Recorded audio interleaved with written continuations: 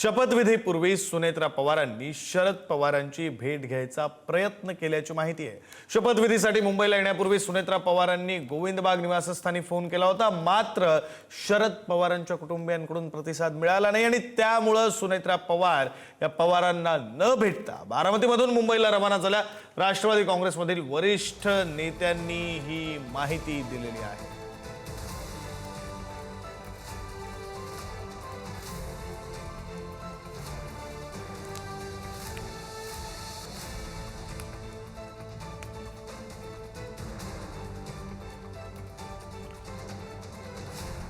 शपथविधीसाठी मुंबईला निघण्यापूर्वी सुनेत्रा पवारांनी शरद पवारांची भेट घेण्याचा प्रयत्न केलेला होता। त्यासाठी त्यांनी गोविंदबागेच्या शरद पवारांच्या निवासस्थानी फोन सुद्धा केलेला होता, मात्र प्रतिसाद मिळाला नाही।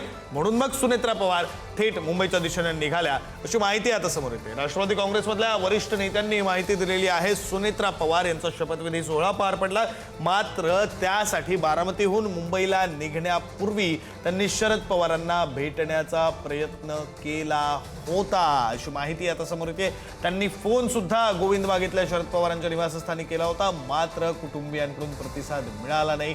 म्हणून सुनेत्रा पवार मुंबईकडे निघाल्या अशी माहिती आता समोर येते आहे। सुनेत्रा पवार यांनी उपमुख्यमंत्री पदाची शपथ घेण्यापूर्वी मुंबईकडे निघण्यापूर्वी शरद पवार यांच्या भेटीचा प्रयत्न केलेला होता। या संदर्भात बोलण्यासाठी आपले प्रतिनिधी संदीप राजगोळकर आपल्यासोबत जोडले गेलेले आहेत। संदीप, आता या नव्या माहितीने अनेक प्रश्न उपस्थित होत आहेत। खरं तर शरद पवारांनी त्याच दिवशी सकाळी एक पत्रकार परिषद घेतली होती। मला यातली काहीच कल्पना नाही, तो त्यांच्या पक्षाचा निर्णय आहे वगैरे शरद पवारांनी म्हटलं होतं।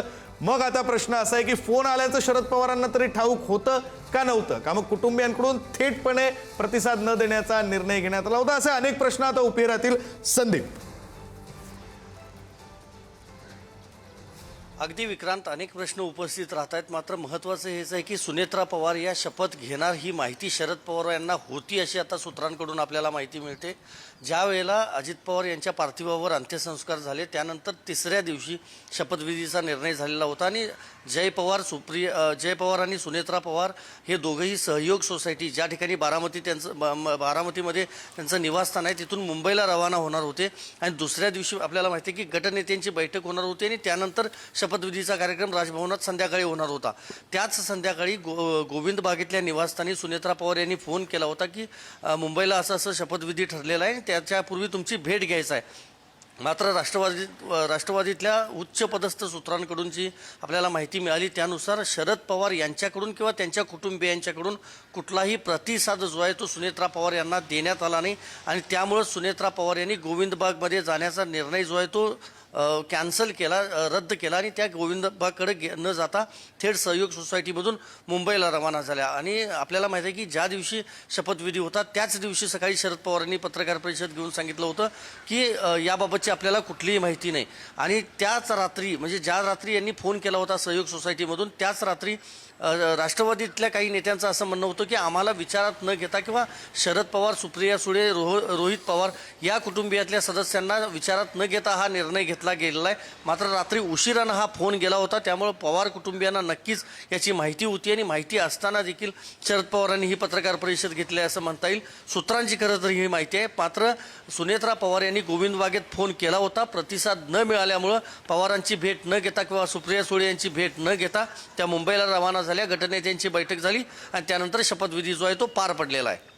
विक्रांत, धन्यवाद संदीप दिलेल्या या सगळ्या सविस्तर माहितीसाठी।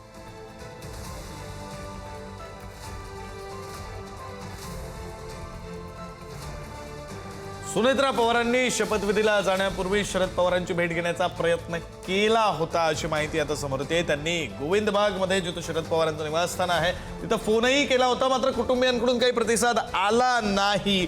म्हणून सुनेत्रा पवार थेट मुंबईकडे रवाना झाल्या, अन्यथा त्या भेट घेणार होत्या, शपथविधीची माहिती देणार होत्या अशी माहिती आता समोर येते।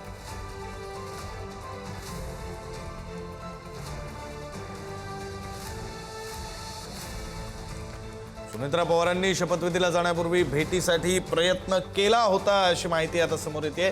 मात्र शरद पवारांच्या कुटुंबियांकडून प्रतिसाद मिळाला नसल्याचीही माहिती आता समोर येते आहे। राष्ट्रवादीतील वरिष्ठ नेत्यांनी पुढारी न्यूजला ही माहिती दिलेली आहे।